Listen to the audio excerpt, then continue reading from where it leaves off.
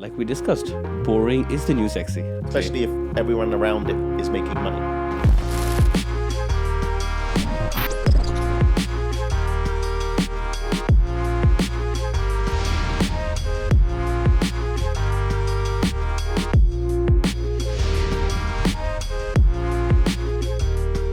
Mate, it's going to be a year. Yeah. 26th of September will be a year since we registered. Time flies when you're having fun.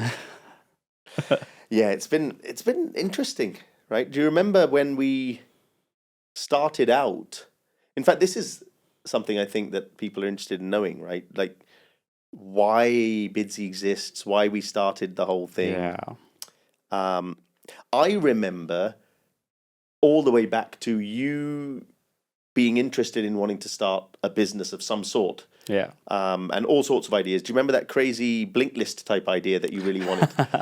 Book summaries. The book summaries. Yeah. And you would read and summarize the books yourselves. Yeah. Which was a great idea until ChatGPT came out. My God.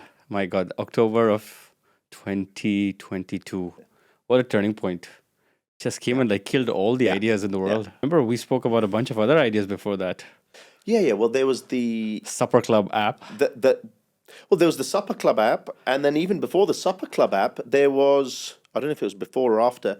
Do you remember the concept of turning every home kitchen in Dubai Absolutely. into a restaurant Absolutely. The Airbnb model, but for kitchens.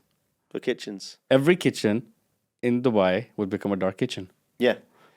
I think someone's done that somewhere in the world now, actually. Like we were discussing this, I think, pre-COVID, post-COVID. I can't remember now. Post-COVID. Was it post-COVID? Yeah. California's done it, I think, the micro enterprise home kitchen office, but I don't think it's gathered a lot of traction. But I think we discussed and researched and spoke about 5 ideas before we landed on Bidzi in its original format. Yep. Which was? The original Bidzi format was the sort of fractional ownership through equity, through crowdfunding. Absolutely. For startups. Yeah. Right? That was the original. And it wasn't even called Bidzi. No. Growth VC. Yeah. It was called Growth VC with a double W, I think. Exactly. Equity crowdfunding. How do you get private players to access private companies and gain fractional ownership of that? Yep. But I'm so glad we didn't go down that route. Well, I think the ultimate reason was there was a lot of obviously legislation and licensing requirements around that. I think it was a Cat 4 or a Cat 5 license that's needed for that. Yeah. And I think you said something interesting that, let's focus on the boring stuff. Everyone's looking at crowdfunding. Everyone's looking at, the sexiness of supporting the next Uber and so on.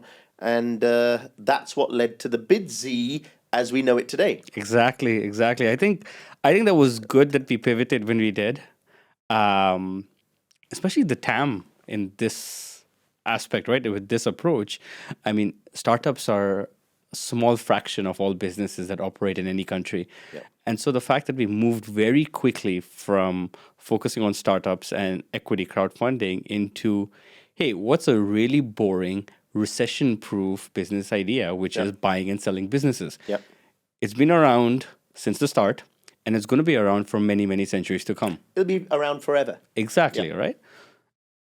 And no one wants to do a boring business. Everyone wants to do something that's slick, something that's, new, something that's sexy. But like we discussed, boring is the new sexy. Boring is sexy. Exactly. Especially if everyone around it is making money. Exactly. So I think one story which was, it still makes me upset thinking about it, is how long it took us to get finalized with the name. The Bidzi name. I think it took us like a solid week, maybe. It was just impossible. Yeah.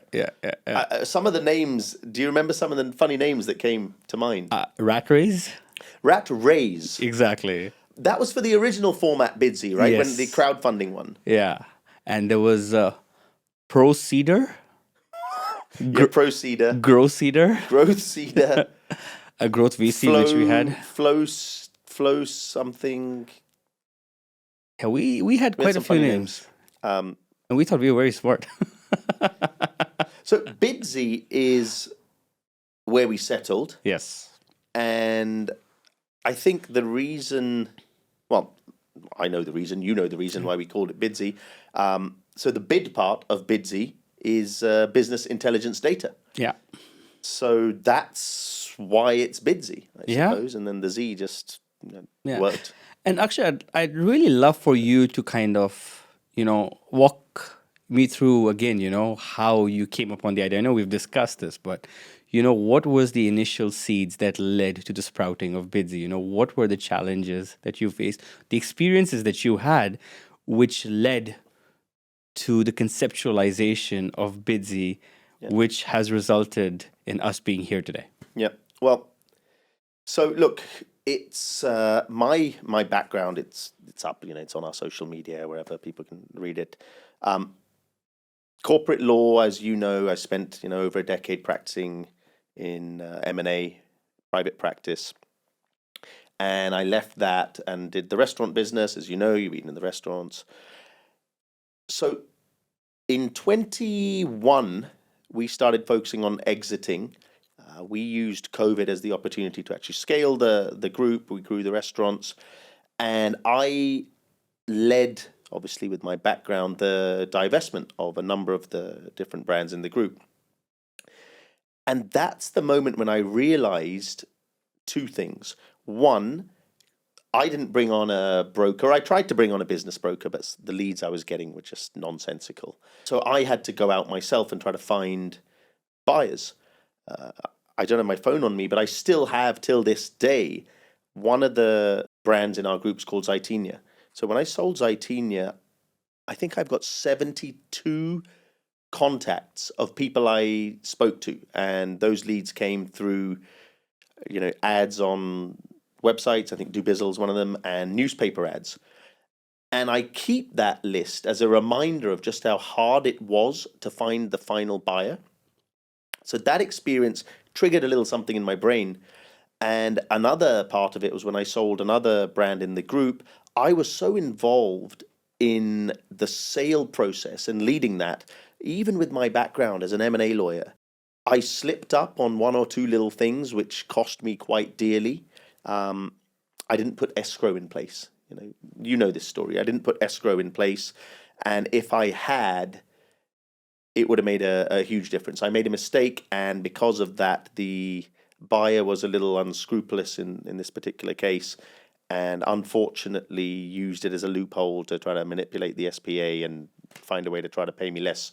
And I negotiated a deal that didn't work out quite so well for me on one of those. Luckily, it wasn't a major amount, so it didn't really affect me too much. But that was really the trigger at that moment that I realized, even with the know-how that I have as an M&A lawyer, it's so hard for private business owners, SME business owners, who could be excellent at their business, but have never been through the M&A process. Right. And there was no structure around it. There's so much structure and guidance and regulation around buying and selling real estate. I would argue that this is a bigger decision. People spend lifetimes building businesses.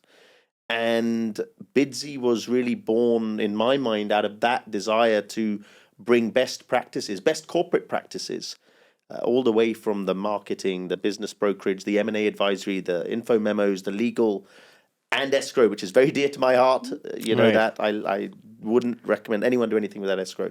But that's basically where the idea came from. And I remember we spoke about it, and in fact, I remember today, I think we were sitting in a restaurant with our wives downtown, and I told you, and you were like, I love it. That's it.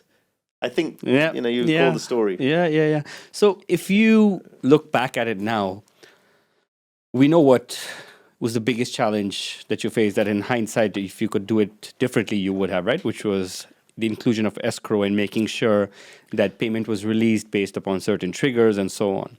And just the whole structure, if that framework was there, it would force both the parties kind of down that line. Right. And if you look back, what do you think was the best thing that you did when running this entire process? You've got your background as an entrepreneur, your background as a corporate lawyer. What do you think was the best thing that you did, which maybe others in the UAE might not be doing? That's a good question. I think I was, because of my background, very well organized with my documentation. And that's from the kind of the teaser doc, the more detailed info memo, and the data room. So I knew there's going to be certain things that any buyer is going to Right. definitely want to see. And I think having that organization in the data room, being ready and prepared with what people are going to ask for, buyers are going to ask for, I think that made a huge difference. That certainly sped up the process. Right. And I think it also made buyers recognize that, there's a sense of transparency. Right. I'm Right. not trying to hold anything back. I'm proposing things that maybe they wouldn't have even asked for. But, if you're a genuine seller, you would be comfortable sharing those things. Got it. So I think that's definitely the part that, Because right now, there's more than 600,000 SMEs operating within the country, right? And the United Arab Emirates government is forecasting that number to grow to 1 million. wow. And if you look at what the US Small Business Administration says, right, that the life cycle of a small to medium business is about 8 to 9 years. Yep. So if you take that statistic, right, you've got roughly 70,000 businesses that are changing hands or getting shut down or being bought by someone new. So there's a lot of businesses that are going through this transformation, right? So if you had to give them one piece of advice with everything that you went through, right?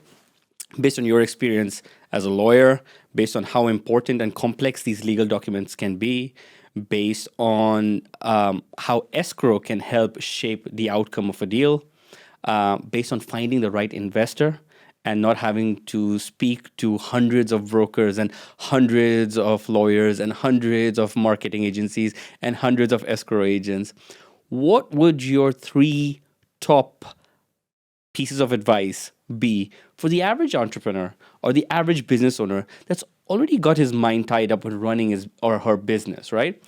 How would you guide them so that they can shape their exit strategy in such a way that they get the best outcome? Look, I think you start at the beginning, right? If you are considering selling your business, sometimes the process can take months, if not even, a year plus to get your house in order. So I think the first thing I would always suggest is make sure that your financials are in place. You've got, some people don't have audited books, right? Get at least 3 years of audited books in place. Make sure they're correct. Unfortunately, we've all seen examples of audits that aren't correct. Not to say there's anything nefarious going on, but they're not correct. Put the correct information forward. So get your audits done, get your financials in order. Any buyer worth their salt is going to dig deep and understand it. So don't waste your time or their time. So number one, get ready. Get your audits, get your financials in order, get your, all your documents in order. Make sure that you don't have a full-blown data room, but you've got the necessary, corporate documentation and everything in place. I know it's less relevant today, but if you do still have a local partner, make sure that he or she, they're on board. Okay, and you don't have to face any difficult conversations later. So that would be the first thing. I think the second thing is make sure you have a professional, well-prepared teaser and information memorandum. And what's an information memorandum? So that's where you set out all the details of what the buyer's buying, right? History of your business, exactly what you do, customer profiles, financial information, historic, current year, and also projections. And it's easy, anyone can project, but why are you projecting certain growth over the next 3 to 5 years? What's the rationale? What steps are you going to be taking to see that growth come to fruition? So I think that info memo and teaser are so vital. Most business owner operators have never made that before, and you can go online and find templates, but for the little bit that you're going to spend, get the professional advice, either if it's your accountant or, M&A advisor, get someone that knows what they're doing to prepare that document. So I think that marketing material, just make sure you've got good quality marketing material. And don't overcook it. It doesn't have to be 50 pages long. It can be 20 quality pages. All right. Okay. And the last thing I know you said 3, but I think there's 2 more. Because The more the merrier. my favorite's going to be there. But look, good quality legal docs. Again, there are lawyers and there are lawyers, and I'm not saying go out and get a big magic circle firm that's going to charge you millions of dollars. That's not what you need. But you need a good quality legal advisor or a lawyer. But hey, ChatGPT was supposed to change my life, right? I can just go to ChatGPT, say, hey, I want a legal document to sell my business, and it'll give me something which I can use, right? Or Yeah, well, I tried preparing a birthday message for my daughter using ChatGPT, and for some reason it was referring to her as with my wife's name, and all sorts of funny stories were in there. It became a romantic message rather than a birthday wish for my 9-year-old. So yeah, do so at your own risk. Fair enough. Look, there's a place for the likes of ChatGPT and this AI.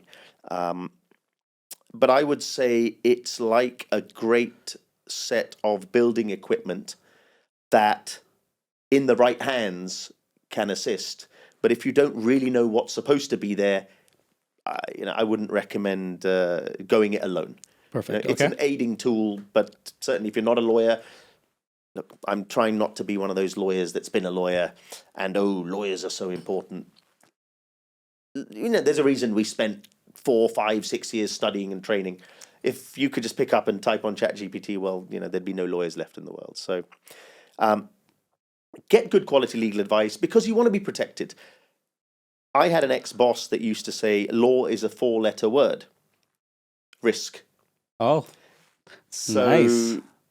Manage your risk, get good legal advice. And, you don't have to get very expensive, but don't also get, one man and his dog who the paper is, the document's not worth the paper it's written on. Okay.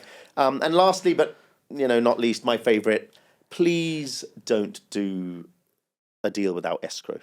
And I know it's very difficult to get hold of escrow services, especially for smaller transactions. Wait, I can't go to the bank and ask for escrow service? Isn't that readily available? 2 issues.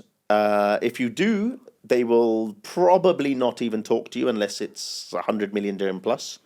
If they do talk to you and it's 100 million dirham, or less than 100 million dirhams, there's probably going to be a disproportionate charge on their side, their fees, and the onboarding process. You'll need to set up a bank account. There'll be all sorts of KYC, as they should be. Banks are very stringent in this country. They have to do their due diligence, KYC, and that's right. But it's a slow process. So they're my 4 points, but I can think of one place you could go where all of that's captured. I don't know if you can hazard a guess where that could be, Asif. Is it Bidzi? Well, look, and this comes back to your original question, right? Why was Bidzi formed? We've just talked through the principal things that I would recommend you do, and those are 3 or 4 different stakeholders you're talking to. You're right, the M&A/financial advisor, the lawyer, the escrow agent, and we not even talked about the guy that's going to go and find you your buyer. There's your broker. So that's why Bidzi exists. All of those elements we've tried to, filter them into one platform, one single trusted point of contact where sellers can, go and get the whole transaction done end to end, and that's why Bidzi exists. Asif, we've now, talking about we're getting to our anniversary, end of the month, which coincidentally and, just happened to be the case is my grandfather, unfortunately, is not with us anymore, but the 26th of September was his birthday. Oh. So, in fact, the day Bidzi registered, or the trade license was issued, 26th of September 2023, he would have been 100 years old on that day. Oh, wow. So that is a very...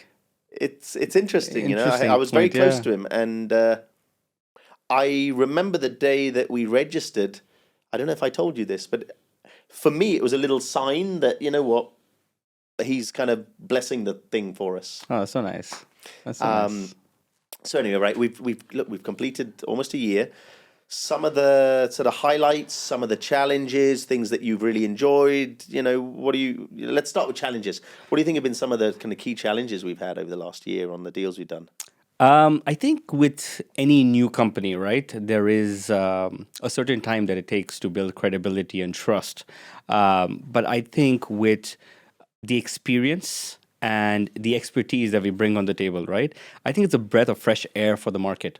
I think the reception that has been generated from both prospective investors and buyers, as well as business owners and business sellers, has been one of aha, a eureka moment, going off in their heads that why didn't I think of this earlier? Like, I need someone that can vertically integrate the entire stack, where someone can take care of my investor identification and marketing material creation to giving me advice on legal documentation, holding my hand through due diligence, and then closing out the transaction via escrow. So it's someone that's providing a concierge service right from start to finish. And so being able to see that on the deals that we've run, on the opportunities that we are working on currently, and even the customers that didn't want to work with Bidzi for whatever reason, I think has been a huge source of enthusiasm for me, because it keeps reiterating to me that we're on the right path, that this is something that's needed within this country. Yeah, look, I definitely agree. And I think, we've talked about this. It's very encouraging that everyone that we've spoken to has given a really positive, really positive reception Yeah. to the idea and what we're trying to do.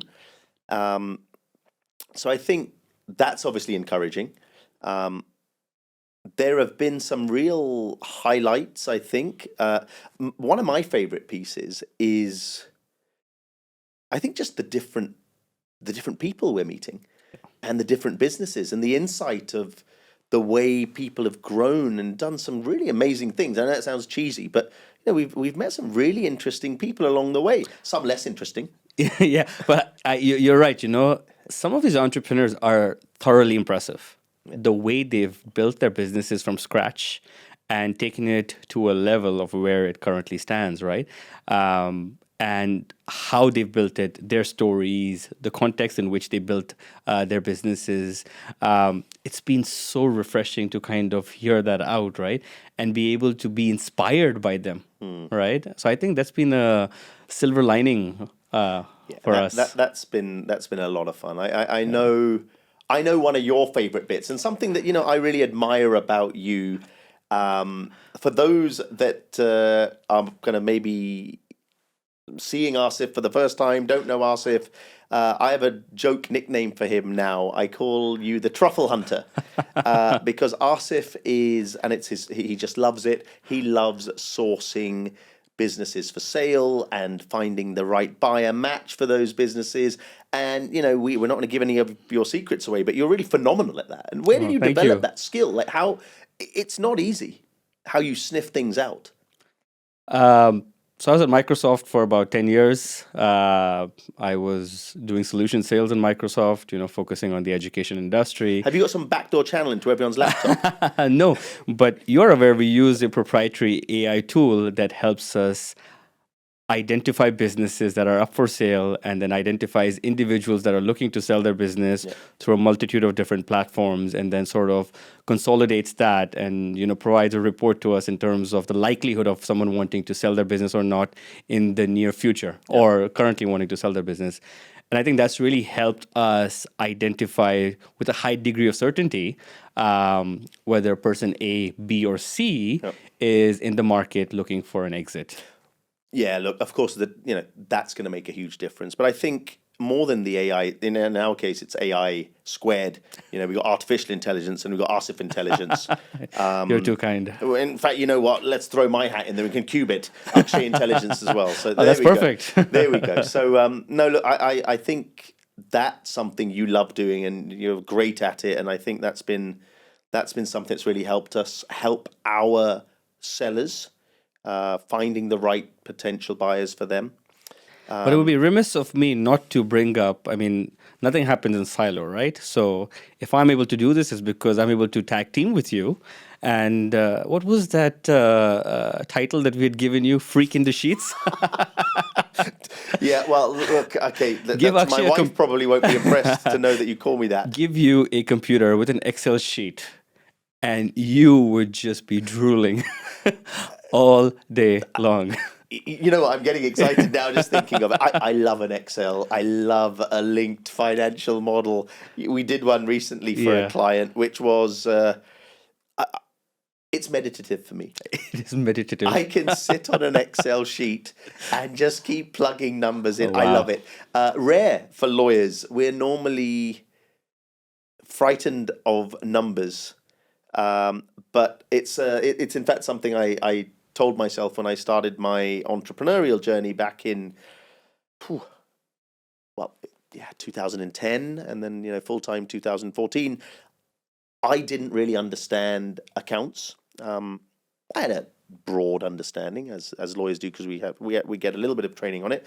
But I worked very hard on learning, and it was I'm really sort of embarrassed to admit this on camera. My favorite meeting was always with my accountant, learning from them. So, yeah, look, I always say, and I think I came up with this phrase, maybe someone far more handsome and far more intelligent did, but I say that, an entrepreneur that can't understand and interpret financials is like a musician that can't read music. You just can't do it. Accounts and finance and those numbers are the language of business. So that's why I love it. Some people meditate, some people do yoga. Akshay Dosaj loves to do Excel. Yes, there you go. There you go. I love it. Right.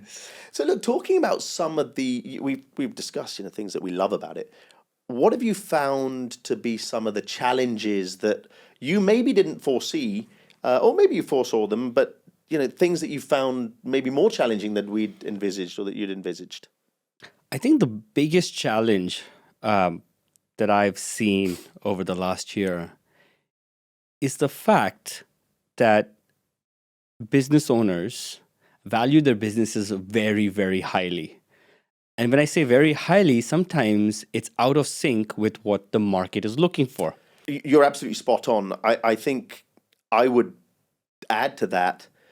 We all think our own child is more brilliant than he or she really is. Of course. I've seen some kids. The parents think they're wonderful. Wow. Oh, wow. Yeah. Okay. So I think that's partly where it comes from, right? It's like a baby for the entrepreneur. It is, right? And when you look at the audit statements, when you look at the financial numbers, when you look at the prevailing market conditions, when you look at comparables or comparable industries and competitors, and you look at listed companies and you look at it from a global outlook, and then you go back at the numbers and you're like, really, you're looking at a 20x on a business that should be at a 5x? What's the rationale behind it? And there's no growth story. There's no context, for a higher multiple. There's no premium on new projects or new revenue streams. So it's been a bit of a head scratcher for me in terms of how we view things which are very close to us versus how other people perceive those same things, right? Yeah. And I think that's been a bit of an eye-opener for me, not just from a business perspective, but from a personal perspective, right? Yeah. Because what I see or the way I see things through a particular lens may not be the same thing that anyone else is looking at it.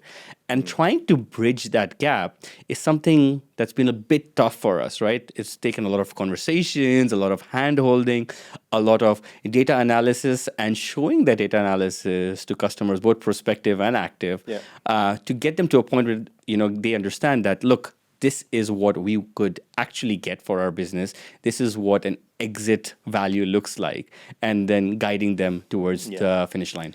Yeah, look, I think absolutely. And it's a tough one, isn't it? Because we're in the business of buying and selling or assisting in the process of buying and selling businesses.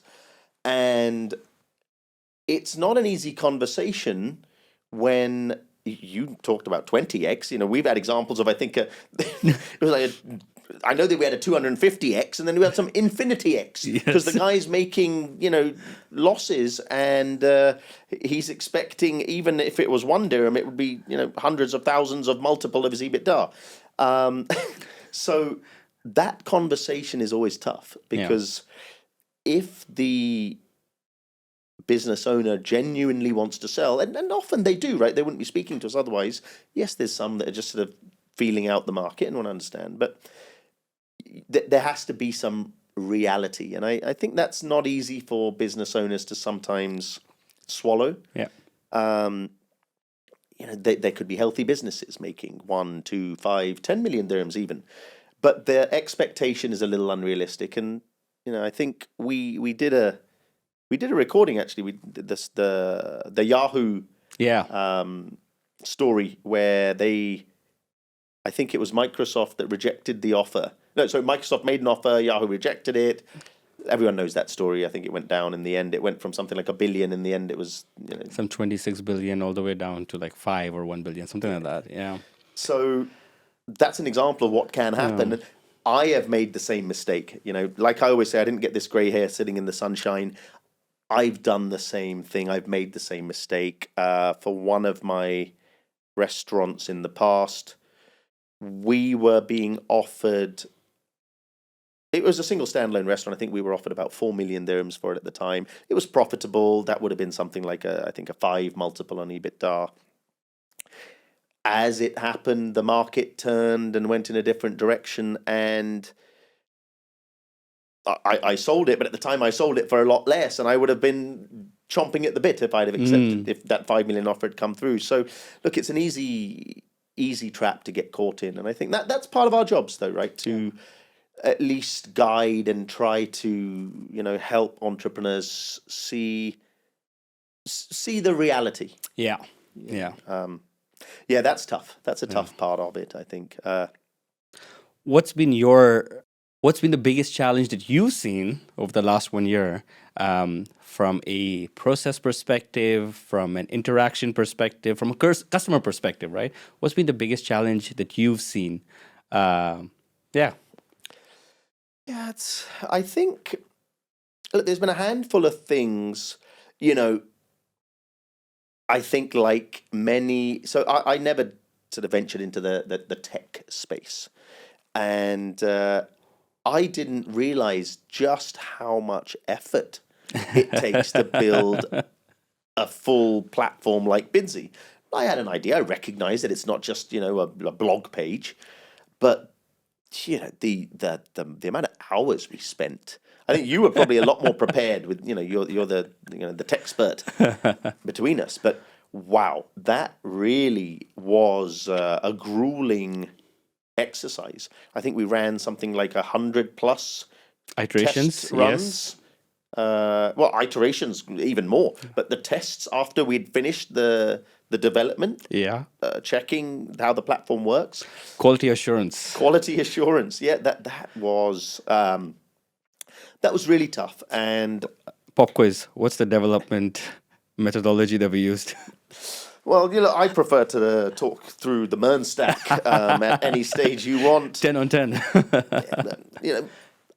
Listen, you're a tech entrepreneur now. I am. I'm a tech bro. Yeah. I did get a call from ChatGPT saying that there's a CTO position open. Excellent.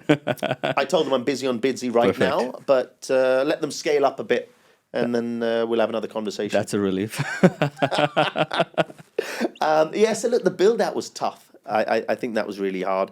On the operating side of the business, I think, again, it's the emotional side of things, right? It's the challenge of managing a seller that wants to sell but wants to be super secretive. We have seen that so many times.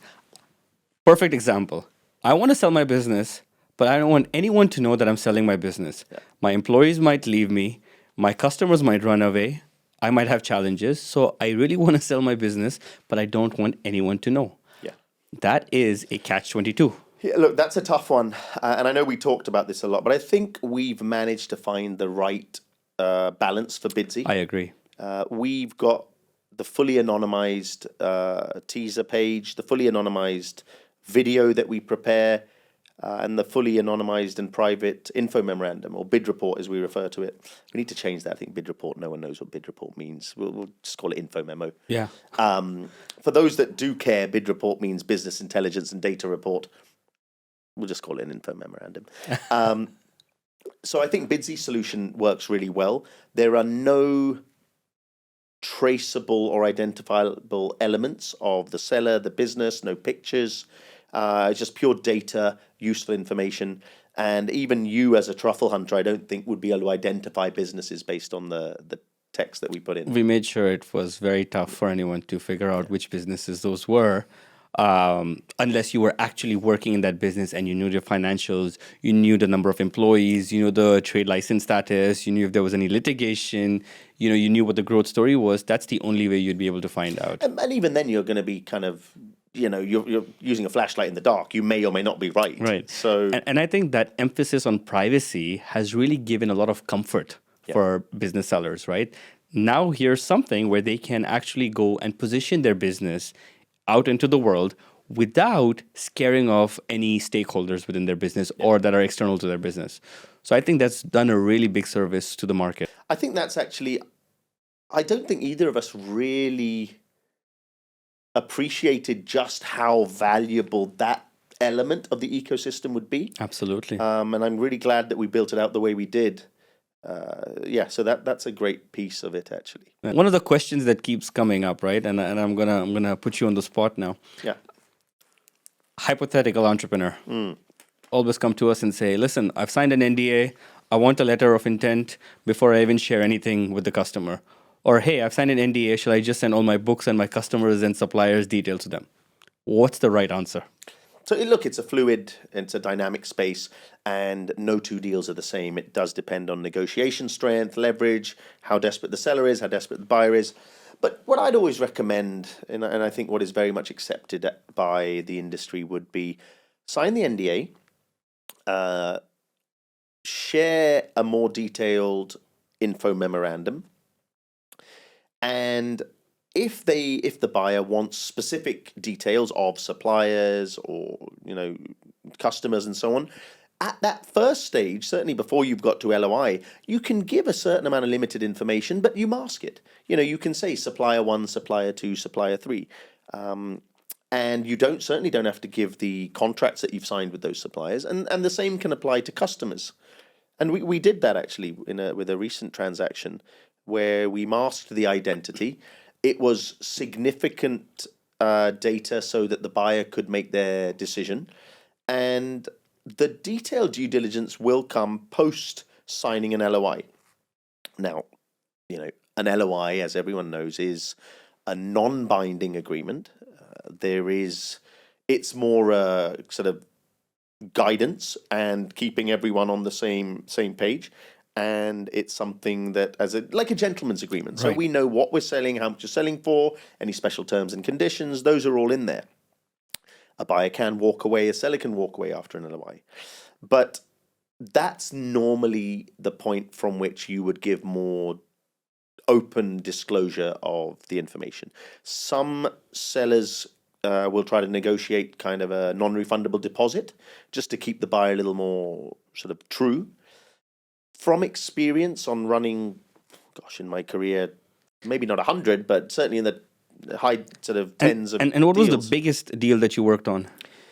My biggest deal, value-wise, I won't mention the names of the entities involved because I'll probably get in trouble with my ex-boss and also the client. But it was a $14 billion US. It's called a rights issue for a major bank. Wow.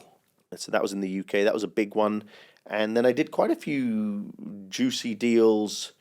I did a great power transaction where that was valued at around $20 billion US.